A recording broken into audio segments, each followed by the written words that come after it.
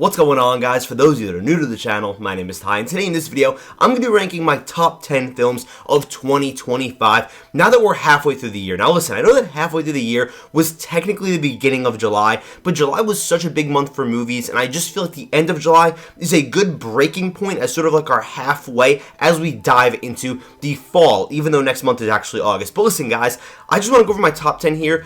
Obviously, this isn't like my set-in-stone top 10 because it's definitely going to be changing, especially because, to be quite honest with you, I feel like 2025 has been a bit weaker than expected. Well, than I expected, I should say, up to this point, because the second half of my top 10 especially, it's not looking that great. Like, I know these movies are going to be moving because there's some other films I'm looking forward to in the rest of 2025. But either way, I just want to dive right into this. In 10th place, just making that final spot, is actually going to be the How to Train Your Dragon live action remake. Now listen, guys, I did not grow up watching the How to Train Your Dragon movies. I actually just watched all of them for the first time leading up to this film coming out. And I've got to say, I'm pretty sure it's the best live action remake film that we've ever gotten. Don't get me wrong, it's probably like a 3.5 out of 5. I just had a good time with it, and I think that it adapts the first story pretty well. Does it justify its existence? I would say maybe slightly, because I guess you're just trying a new take on it, a new spin on this story, even though it's the same story. But I just mean when it comes to the actual medium. But at the same time, I do think I'm kind of sitting here like, why was this movie made? But listen, it retells the first story. I think it's serviceable enough. I think that they don't butcher the story like Lilo and Stitch. That live action remake I think is awful, so I can give them credit there. I think Russell Crowe is actually better in live action. Call me crazy. Really like Mason Thames as that leading character, and I've got to say, overall, I think they just did a really good job with handling Toothless with all the CGI and stuff. They didn't try to reinvent the wheel here, for better or worse, but at the end of the day, they could have butchered this movie if they really wanted to, and I don't think they did. And some of the visuals I think are pretty cool. Obviously, they have the same score, so it's not like I can really give them credit for that. And again, this is just like a weird movie where I'm like, do I love this movie as much as the original because it's basically the same film, or do I actively hate it because of the fact that it's literally a remake of that movie? I don't know, but either way, I settled on a 3.5 out of 5 because at the end of the day, I had a good time in the theater, and I thought the story was pretty good, just not executed like as perfectly as that first movie did. Coming in 9th place is going to be a bit of an underrated pick for me. I really enjoyed this movie. It's going to be Elio. I've seen it 2 times. That first time that I watched it, honestly, I thought it was kind of mid. I was like, it's a fine filler Pixar movie until we get to Toy Story 5, and in between, of course, Inside Out 2 that came out last year, kind of this filler original film just between these 2 sequels. But honestly, upon rewatch, I found it pretty heartfelt and heartwarming, and it has a really interesting concept that I just don't think was executed to its full potential. The first 20 minutes or so of this movie are literally like peak Pixar in my opinion, and I feel like the second, and ironically enough, the second that Elio actually leaves Earth, the movie gets worse, which is funny because it's an alien movie, but I loved when there was the concept of aliens being out there in space. I think they did such a good job of having this like weird Close Encounters of the Third Kind, E.T. type of story going on Earth where something suspicious is going on. We don't know exactly what it is, but they set the stage really well for that. Then from there, things kind of go downhill, but it's not that bad in space. Like, I did enjoy what was going on, some of the lore. I just don't think it was fleshed out enough, and then I do enjoy the ending as well, but I just think it's one of these things where this story definitely had a lot more potential, but I really like Elio as a character and these themes about how he's just looking for purpose, especially after the death of his parents, and I found it to be a little bit emotional, again, especially on rewatch, because I picked up on like some small lines that I missed the first time that I watched it, and I did find it to be a pretty enjoyable film. Again, wish it leaned into like the sci-fi, I don't want to say like creepy element a little bit more, but in a way I kind of wish they do, and there actually are some creepy scenes in here, like some horror things they try to do that I did appreciate, even though it's a children's film. But yeah, I liked Elio. It's going to be coming in 9th place. Next up in 8th place is going to be the next entry into the John Wick franchise. That is Ballerina. Ana de Armas now is at the helm of the John Wick films, and I've got to say, I enjoyed this movie. Is it perfect? No, but it's a silly action film. It has some pretty decent characters, I've got to say. The fact that I remember her name is Eve, honestly, I think is telling to where, I still want to see this character going forward, hopefully in a sequel. So I think they did a good enough job to make me care about her, at least on that level. There's some ridiculous action here. There's the whole flamethrower battle. There's some awesome battles in like an ice club and this and that. Just some wild stuff, some brutal kills. And again, you've also got your man John Wick. How can you not bring him up in here? Keanu Reeves. even though I know they put him in here just to sell tickets, I do think they did a good enough job justifying his purpose in this movie. Like, I do think it's relevant to the plot why he would be in here. Again, it's very obvious why John Wick is in here, why Keanu Reeves is in here. It's because they wanted to sell more tickets. They wanted to market that movie based on, hey guys, look, John Wick's going to be in here. But also, look, we have Ana de Armas. So I don't blame them for that. I like that in No Time to Die, you know, we got a little taste of that, like, good Ana de Armas action. So I like that it kind of carries over here. And I really enjoyed this film. Again, it's pretty stylized. It's decent. I think there's like a twist, like 3/4 of the way through that I just don't think really works. And it's like so out of left field. And I don't think there's like a super interesting villain overall, but at the same time, the idea that there's like this turf war between the different like groups or gangs or whatever you want to call them, the cults of, you know, anarchy basically, all the spies, I think it's a pretty interesting concept overall. And again, it's not the most insane movie in the world, but I found it to be really entertaining, and I think it gets better as it goes on, which is super important for me when it comes to movies. Next up is going to be a film in 7th place where I actually just watched the entire franchise for the first time leading up to this film. So every single movie I watched for the first time, and now we have the 6th entry, which might be the best one. That's going to be Final Destination Bloodlines. I just had such a great time with this movie. I thought it was awesome. It's a great horror film. I think what I love so much about the Final Destination movies, just like how I like the Scream movies, because the Scream movies are probably my favorite horror franchise, is the fact that it's not trying to be like scary or creepy. It just has a good concept. The Scream movies, their concept obviously is that there's a killer, there's a slasher, but it leans on the ironic, satirical meta element.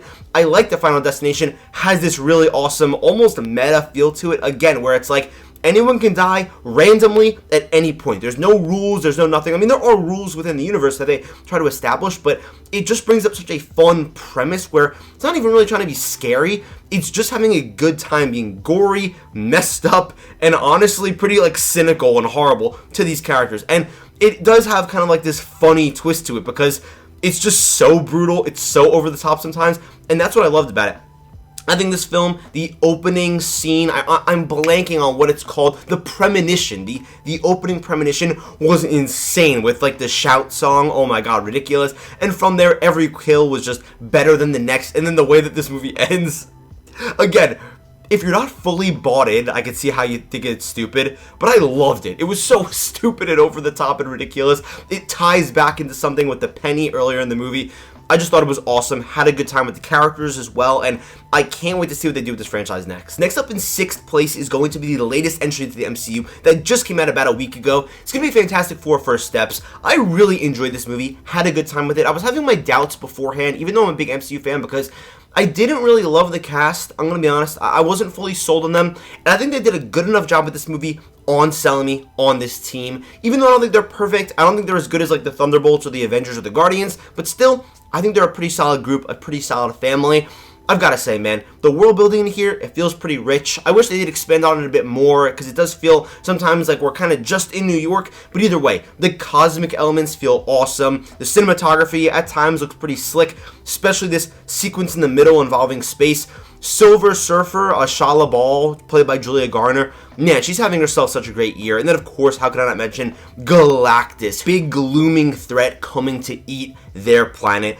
I just thought this was a good film through and through. I thought it was a pretty decent comic book film. I do think like it has its issues where I don't know if it's super fluid in the sense that it feels a bit chopped up. I feel like this movie literally needed like 25 more minutes to breathe, but I still had a really good time with it. And again, I enjoyed the characters, I liked the story, and thought it just felt pretty fresh for the MCU. Now entering my top 5, in 5th place is going to be Predator: Killer of Killers. This movie was not really on my radar. I knew that it was coming out, but I was like, should I even check it out? Not really a Predator fan.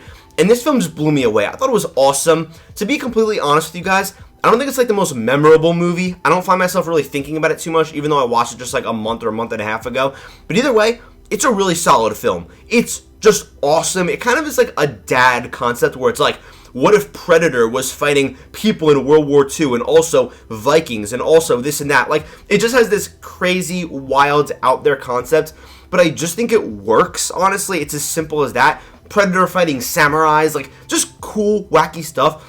This being rated R helps it so much because the kills are out of this world and the kill count is also super high, and it's just creative also, which I really love when it comes to kills. Not that I want to see people getting like massacred, I'm not crazy like that, but Predator's a cool character, man, and sometimes you want to see the body count be pretty high, but the animation's awesome. The way that they're able to have these 3 individual stories, kind of like it's anthology, and then pull them together, I think it's a really interesting way to just kind of play around with the world of Predator, right? Don't take yourself too seriously, even though, like, I do feel like this film is pretty serious with, like, its subject matter and stuff, and, like, the contents within it, and how, you know, everyone here is just, like, losing everyone they know. But either way, I just found this to be interesting, and I wish that we just got more movies like this, where, like, they don't feel, like, super connected to everything else, even though there's, like, a little tease at the end.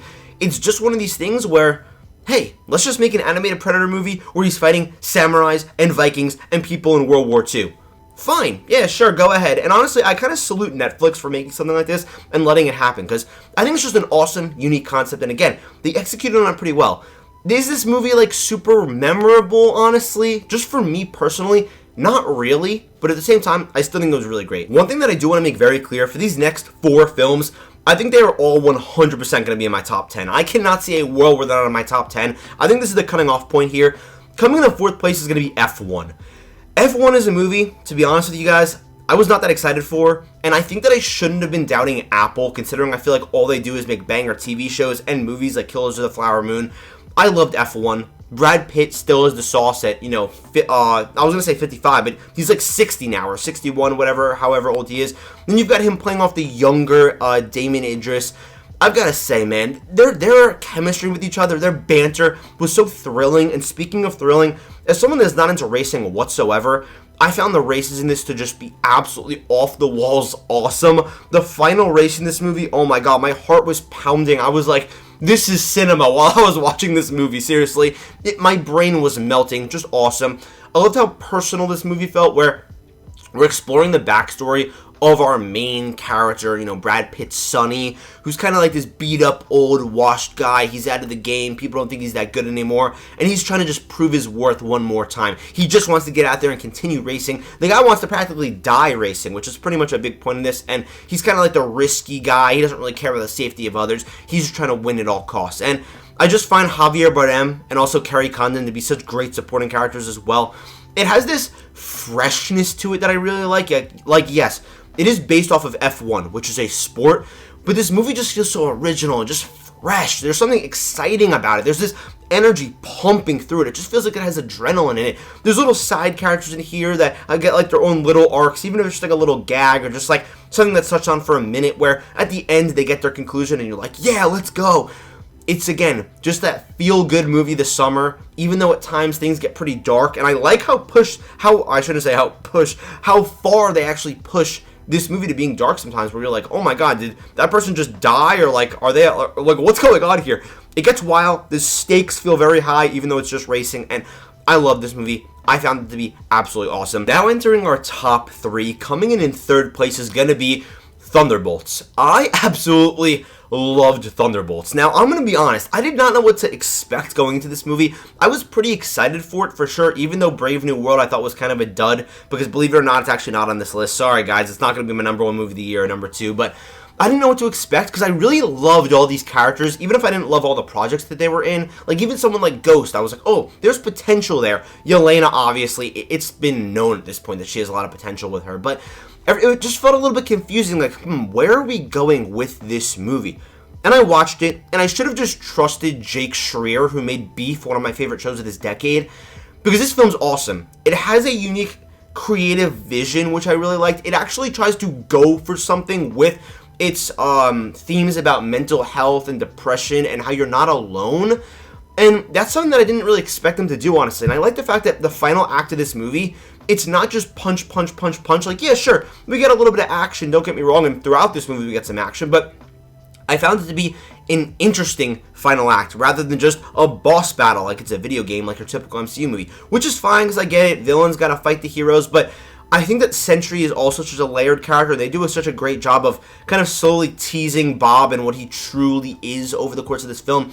They give every character a respectable amount of runtime, especially Taskmaster. No, I'm just joking, but I don't really care about Taskmaster, whatever. But I fell in love with this team, which I think is the most important part. And also, the little tease at the end, the new Avengers, man. Listen. I always complain about cameos and you know, nostalgia bait and all these little things, but that got me excited. Like, I don't care if it's a gimmick, it got me very excited. And I think they set it up nicely. That's why I was so excited about it. And I'm really looking forward to seeing this team going forward. And just like that, in second place is going to be Superman.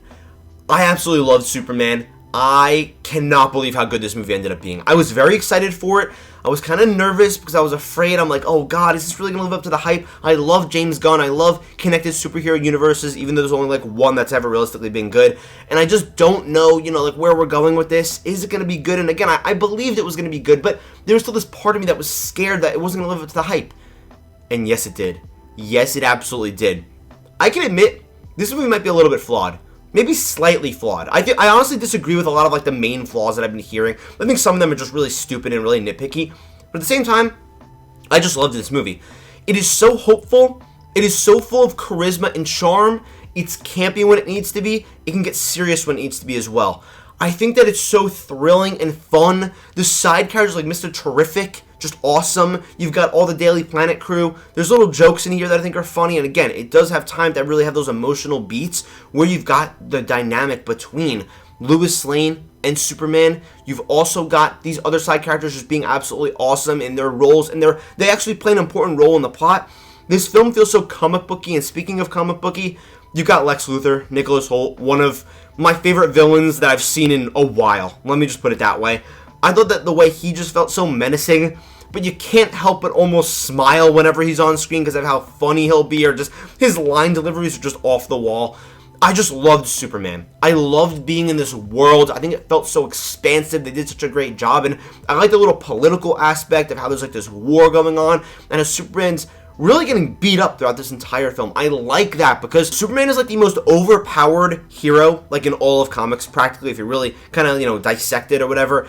You kind of got to make him a bit weaker. You got to tone him a bit down because he could just laser vision everybody. He could just punch through everybody's skull if he wanted to. He could do whatever he wants because he's like an almighty god. So Zack Snyder kind of did that, but which I'm not a fan of. But yeah, I just thought this was just such a great film. He felt powerful when he needed to be. It felt like though he was meeting his match, and I just loved Superman. It's coming in second place. And coming in first place is a movie that I have seen 3 times up to this point.